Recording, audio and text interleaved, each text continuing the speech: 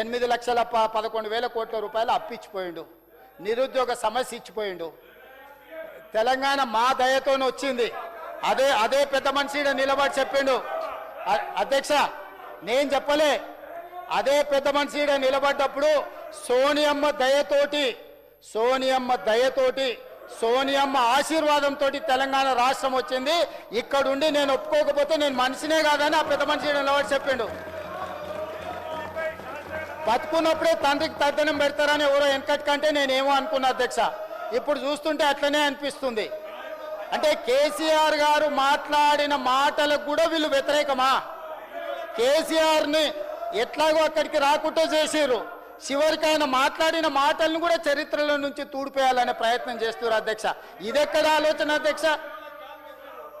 ఇక్కడి నుంచే అధ్యక్ష మీకు తెలుసు,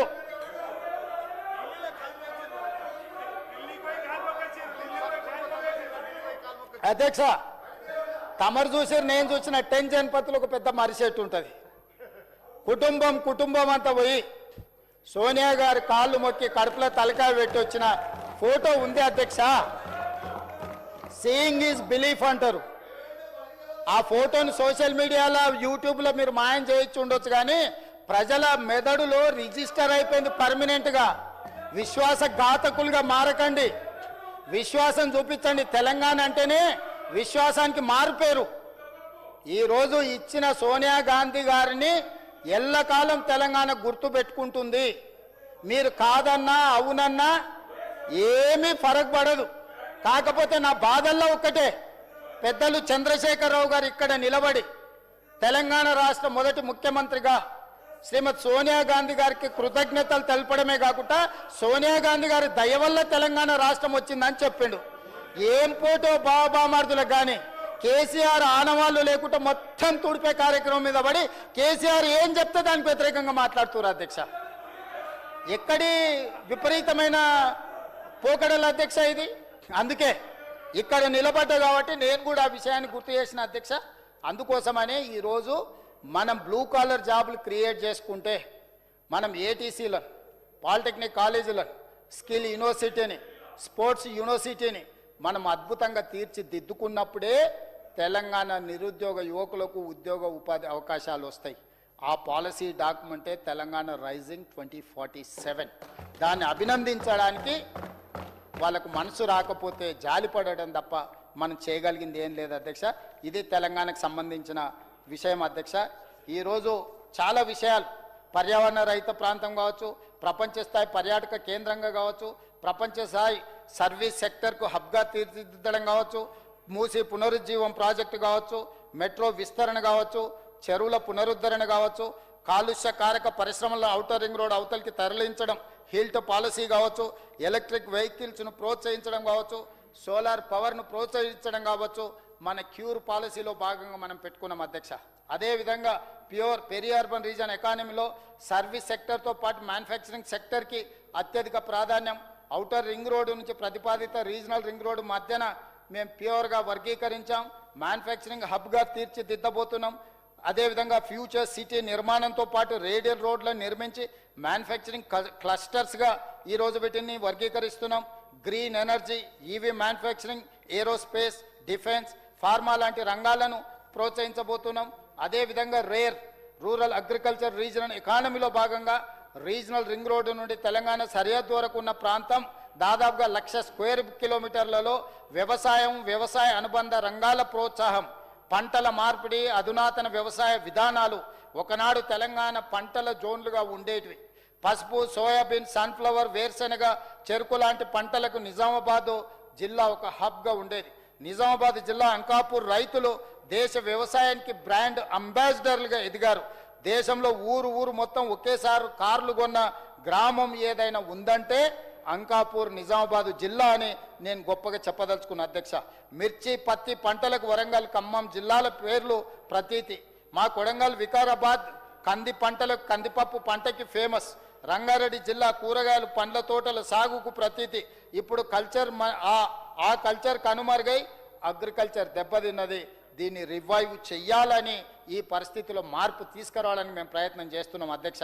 అందుకే ఈరోజు రేర్ 10లో పంటల వైవిధ్యం, వ్యవసాయ ఆధారిత పరిశ్రమలకు ప్రోత్సాహం, వ్యవసాయంలో టెక్నాలజీ వినియోగం రాబోయే రోజుల్లో ఉత్తమ్ కుమార్ రెడ్డి గారు, అదేవిధంగా మా తుమ్మల నాగేశ్వరరావు గారికి నేను సూచన చేస్తున్నా, ఈ అగ్రికల్చర్ ప్రాంతంలో మనం తీసుకురావాల్సిన మార్పులు, పంట మార్పిడి విధానాన్ని ఏ విధంగా ప్రోత్సహించబోతున్నాం, ఏమేమి బోనస్లు ఇవ్వబోతున్నాం, వాళ్ళు పండించిన పంటకు రాష్ట్ర స్థాయిలో జాతీయ స్థాయిలోనే కాదు అంతర్జాతీయ స్థాయిలో వాటిని మార్కెటింగ్ చేయడానికి అవసరమైన అన్ని కేంద్రాలను ఏర్పాటు చేసి రైతును రాజును చేసి వ్యవసాయం దండగ కాదు వ్యవసాయాన్ని పండగ చేయాలనే నిర్ణయం తీసుకున్నాం. మా ఇద్దరు మంత్రులకు నేను సూచన చేస్తున్నా, ఈ సమావేశాలలోనే మీరు పంట మార్పిడి విధానం మీద ఏ విధంగా రైతులను ప్రోత్సహించాలనుకుంటున్నామో, వరి ఒక్కటే పరిష్కారం కాదు. వరి పండించడంతో రైతులకు లాభమే కానీ అత్యధిక లాభం లేదు. కాబట్టి వరి నుంచి పంట దృష్టి మరల్చి కమర్షియల్ క్రాప్స్, పండ్ల తోటలు, కూరగాయల పంటలు అన్ని పండించడం ద్వారా ప్రపంచానికి ఎగుమతి చేసే విధంగా తెలంగాణ ప్రాంతాన్ని ఒక వ్యవసాయ అద్భుతమైన కేంద్రంగా తీర్చిదిద్దడానికి మా ఇద్దరు మంత్రులకు సూచన చేస్తున్నా. వాళ్ళు ఆ విధంగా ముందుకు వెళ్తారని భావిస్తున్నా. తొందరలోనే శాసనసభలోనే కాకుండా వివిధ జిల్లాలలో చర్చా కేంద్రాలను ఈరోజు మనం పెట్టాలి.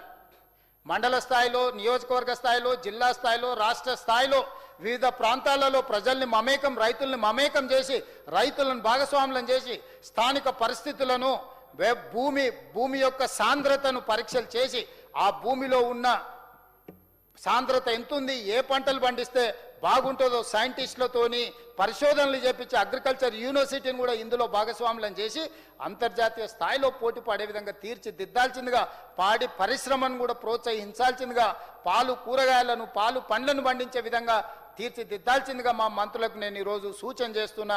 తొందరలోనే ఆ కార్యాచరణతో ముందుకు వస్తాం. రైతును రాజు చేస్తాం అన్నందుకైనా మేము చేస్తున్న ప్రణాళికలు, మేము ఇస్తున్న 500 రూపాయల బోనస్సు, అదే విధంగా మేమిచ్చిన రైతు భరోసా, మేమిచ్చిన రైతు బంధు పథకాలకైనా ఈరోజు వాళ్ళు అభినందించాలి కదా అధ్యక్ష. ఏది చెయ్యరు. రైతు రుణమాఫీ చేస్తే మాట్లాడరు. కాబట్టి ఈ విధంగా అయినా గవర్నర్ గారి ప్రసంగానికి వీళ్ళు అభినందన తెలుపుతారు. ప్రత్యక్షంగా మమ్మల్ని అభినందించడానికి బేసిజాలు అడ్డం రావచ్చు, లేకపోతే పగ పచ్చికారం అని అంటుంటారు కదా, అట్లేమైనా వాళ్ళకు ఉందేమో అనుకున్నా కానీ చివరికి గవర్నర్ గారి ప్రసంగాన్ని కూడా అభినందించకపోవడం అంటే వాళ్ళ మ్యానుఫ్యాక్చరింగ్ డిఫెక్ట్ ఉందని చెప్పి నేను ఈరోజు భావిస్తున్నాను అధ్యక్ష. వెనకటికి ఒక స్వామి మాట్లాడే చిలుకల్ని పెంచిండంట.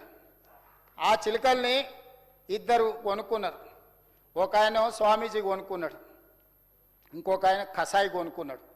కొంతకాలం అయిన తర్వాత చిలుకలు పెంచిన ఆసామికి వాటిని చూడబుద్ధి అయింది, ఆ చిలుకలు బాగానే మాట్లాడుతున్నాయని. స్వామి దగ్గరికి పోయినప్పుడు పోగానే ఆ చిలుక చెప్పిందంట, రండి కూర్చోండి, మంచినీళ్ళు తాగుతారా, మీ ఆరోగ్యం బాగున్నదా, కుటుంబ సభ్యులు కులాసగా ఉన్నారా అని అంటే చిలుకలు పెంచిన ఆయనకు బాగా సంతోషం వేసింది. అబ్బా, నేను పెంచిన చిలుక ఎంత ప్రయోజకం మారింది అని. ఓకే మంచిదని ఆ నుంచి బయలుదేరాడు. కషాయి దగ్గరకు పోయాడు. కషాయి దగ్గరకు పోతేనే ఆయన ఇట్లా ఎంటర్ అవుతుండో లేదో, గొంతు గొయ్యండి, రక్తం బారాలే, కుప్పలు వేయండి, నరకండి, చిమ్మండి అని ఆ చిలుక మాట్లాడి భయపడిపోయింది ఒక్కసారిగా. నా దగ్గర ఉన్నప్పుడు మంచిగానే ఉండేనే, అక్కడ పోగానే ఇట్లయిందని ఆ పక్కలో కూర్చోబెట్టుకున్నాడు కదా, ఆయన ఇక్కడ ఉన్నప్పుడు మంచిగా ఉండే, రండి కూర్చోండి, రండి కూర్చోండి, బాగున్నారా ఏందని అడిగేటోడు. అటు పోగానే నరకండి, సంపండి, కుప్పలు వేయండి, ఈ భాష నేర్చుకున్నాడు అధ్యక్ష. దీని అర్థం ఏంటంటే ఫామ్ హౌస్లో దొరికింది కదా అధ్యక్ష ఒక ఆయన. దీని అర్థం ఏంటంటే యజమానిని బట్టి చిలుకలు ఉంటాయని. ఇక్కడ ఉన్నప్పుడు బాగానే ఉన్నారు, ఆ ఫామ్ హౌస్లో దొరికిన ఆయన, ఆ పక్కలు ఉన్నాయని ఇద్దరు. అక్కడికి పోగానే ఎట్లా తయారైన రోజు చూసిరు కదా అధ్యక్ష. ఇది పరిస్థితి. కాబట్టి దయచేసి ఈ వాస్తవ పరిస్థితులను అర్థం చేసుకొని వ్యవహరిస్తే బాగుంటుంది. మీరు మీరు మీరు ఏం విధానాలు నేర్పుతారో నాకైతే తెలియదు. నేను ఆరోపణ చేయదలుచుకోలేదు, ఇది గవర్నర్ ప్రసంగం కాబట్టి సూచన మాత్రం డెఫినెట్గా చేయదలుచుకున్నా. సరే, పెద్ద మనిషి విశ్రాంతి తీసుకుంటున్నాడు, మీ చేతికి అప్ప చెప్తే చింపిన ఇస్తరాకులాగా చేస్తే ఎట్లా స్వామి? ఇది మంచిది కాదు. ఇది ఇంకా వేరే వాళ్ళకు మొత్తం పార్టీ, మా రాష్ట్రం మీ చేతుల్లో, రాష్ట్రం మా చేతులు ఉంది, పార్టీని చింపిన ఇస్తరాకు చేస్తున్నారు. దాన్ని అట్లా చేయకరని సూచన చేస్తున్నా. ఆ లెక్కలు మళ్ళీ ఆర్థిక మంత్రి వస్తాడు చెప్తా, మొత్తం రెవెన్యూ సంగతి కూడా నేను చెప్తా. అదేవిధంగా అధ్యక్ష, ఈరోజు ఇది రాష్ట్రంలో రాజకీయ పరిస్థితి. అదేవిధంగా అధ్యక్ష, ఇంకా ఎందుకులే, ఇక మా వాళ్ళు అందిస్తున్న ఫోటోలు కూడా చూపించాను వెనకాల నుంచి, మా ఆది శ్రీనివాస్. ఇక అందరు చూసిందే కదా సార్, ఇక ఏమున్నది.